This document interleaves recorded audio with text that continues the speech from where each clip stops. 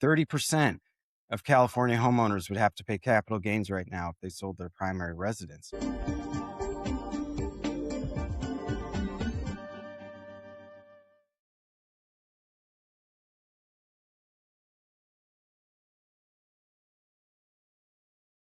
Hello, and welcome to Let Me Ask You This, brought to you by the California Association of Realtors. My name is Matt Roberts. I'm the CAR Federal and Local Government Affairs Director. And I'm Mike Falk, CAR's public policy economist.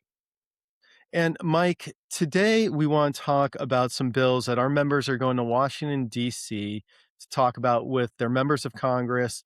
Um, but before we jump into the bills themselves, I want you to paint a picture of what California's real estate market looks like right now and why we're talking about these bills and why they're so important.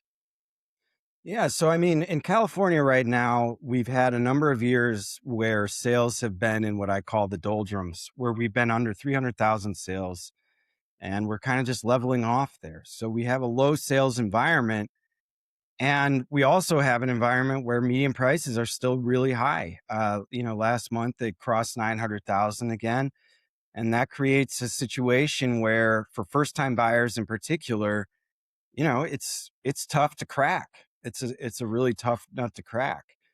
Yeah, And and usually you don't see yeah, home prices going up while sales go down, but we can deep dive on that for an hour by itself. that should be a different video. Yeah, so you mentioned first-time home buyers. Let's start Mhm. there. There's a bill uplifting the First-Time Home Buyers Act, HR 3526. And it's a simple bill. Right now, first-time homebuyers can withdraw $10,000 from their individual retirement accounts with no penalty. This Mhm. increases it to 50,000. Real simple. When you look at the numbers, why is this important now? Well, I mean, just for one thing, $10,000 doesn't mean what it used to mean in 1997. So, when we talk about high prices, the share of first time buyers was the lowest level in 6 years last year. And part of that is putting together a down payment. It is really tough. And NAR has been doing some research that's shown that the number or the share of first time buyers that are using financial assets, including IRA accounts, to put together a down payment has been increasing a lot. I mean, it was 21% 2 years ago. It was 26% last year. Yeah, I mean, in California, 10,000, that's not covering closing costs and on most transactions. They really just need to update the law since it's about 30 years old. Yeah, I think it's time. Yeah. Yeah. So, all right, let's pivot over to supply. There's a Hmm. bill that we've talked about a lot, More Homes on the Market Act, HR 1340. Again, a bill that's going to update a law from 1997. And in 1997, Congress said homeowners can sell their home and the first 500,000 in capital gains would be excluded from tax for married Hmm. couples, 250,000 for individuals. This law just simply increases the 500,000 to a million, 250,000 to 500,000 and indexes it to inflation going forward. Why is this so important in California? Well, because there are just so many households that would have to pay capital gains if they sold their primary residence. 30% of California homeowners would have to pay capital gains right now if they sold their primary residence. And for a lot of Californians, that prevents them from listing their homes and increasing the inventory for sale. And I think it's worth noting. I mean, these are ordinary Californians we're talking about. These are not, like compounds in Brentwood. These are single family homes that have appreciated a lot, and it's having real effects. I mean, you know, Californians are staying in their homes longer than ever before. The sellers, the amount of years that they've stayed in their home reached 15 years last year, which is an all-time high. And increasing these, exclusions would reduce the amount of Californians who would face capital gains to 12%. And I think that would potentially boost a lot of inventory and give a nice shot in the arm to a market that's a little sluggish right now. So you said currently it's 30%, would drop it down Yeah. to about 12. What does that Yeah. mean in actual household numbers? Because California is a big state. What's Yes. that mean? 2.3 million households down to about 947,000 households. Those are big numbers. 947,000, excuse me. All right, so staying on inventory, I want to talk about Revitalizing Downtowns and Main Streets Act, HR Mhm, 2410. This is this is a tax incentive to convert underutilized or unused commercial space to residential. Why, mhm, why is this important, and maybe why is this not just, say, a big city issue in California? Why does this cut across the entire right. state? Well, so I mean, this is crucial in a lot of ways because, retail and office vacancy rates across California and the country are really elevated right now. I mean, you look at downtown LA, downtown San Francisco, you have office vacancy rates above 20%. You have mall vacancy rates over 10% throughout a lot of the state. And at the same time, the way that I like to think about it is that, rental vacancy rates are sub 4%. Or, so just from a simple economic perspective, if vacancy rates are super low, it means people really want it. And if vacancy rates are up, that the demand's low. So there's a clear mismatch.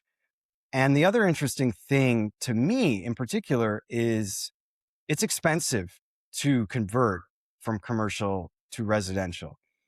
Yeah. And so people that are holding these properties right now, they may really want, and there's been a lot of research from UCLA that shows that they do want to convert these properties, but the financial hurdle is too difficult. And so by making it less expensive for these current property owners to convert, I think you're going to potentially see a lot of growth because across the country, there's a lot of people snapping up commercial properties, pennies on the dollars, and starting the conversion process. But the people that already have them don't have that luxury right now. So I think that we should really kind of make it easier for them. Okay, so the last bill we're going to talk about switches gears to insurance. And this is an issue that we're hearing from a lot of our members across the state. Doesn't really matter where they're located. And oftentimes, with insurance, people think of it primarily as a state issue since it's regulated at the state level. But Mhm. there is a lot that the federal government can actually do to make it easier for homeowners. And, there's a bill out there, Disaster and Resiliency and Coverage Act, HR 1105. There's a few bills that are like that. Tax incentives for fire hardening, Right. grants to offset the cost. Um, why? Why would homeowners need this right now? Yeah. So let me set the stage. In 2023, the percentage of realtors that reported that they had a transaction fall out of escrow due to failure to secure affordable insurance, it was 6.9% in 2023. In 2025, it was 16.6%. So what that tells me is that a lot of Californians are having a hard time securing affordable insurance on their homes. And as everybody knows, you need insurance to get a mortgage. And so that's a big problem. And in order to secure affordable insurance in the future, you're going to probably need to show insurance companies that you have taken steps to harden or protect your home against wildfire. It's just going to be something you have to show, and it's going to make it easier to get insurance. But it's a vicious cycle because that's expensive. So you're Yeah. having a hard time securing insurance, but the things that you need to do to get the insurance are also expensive. So what we're going to have to do is find ways to make it easier. I mean, I've read studies that should say it's a minimum of $20,000 up to $50,000, $100,000 to really adequately harden your home against wildfire. And, you know, providing tax incentives, grants, community programs, finding ways to do that is going to be absolutely crucial because we need to get insurance to protect our homes. Yeah. And I think to your point, a lot of homeowners, they want to protect their home. It's their largest asset. Just a Right. little financial assistance can make all the difference in making those changes. Yeah, it's not, like, "Hey, I don't wanna do this. My house is perfect." It's like, I can't afford to do that. You want me to spend an extra $20,000 or I mean, that's a lot of money. All right, Mike, before we go, are there any final thoughts on California's housing market and these bills? I mean, the last thing that I would say is what I like about these bills is they really, I think, will have an effect on what we call like a middle class Californian, the missing middle, folks that want to become home buyers that are finding it hard to crack into the market and, start that journey of creating generational wealth. It's going to, they're going to increase supply. They're going to make it easier to, harden homes and secure insurance. And they're going to provide another tool for first time buyers. Yeah. Well said. I got nothing to add to that. Mike, thanks a lot, buddy. Thank you everyone for Yeah. joining us today, and we'll see you next time on Let Me Ask You This.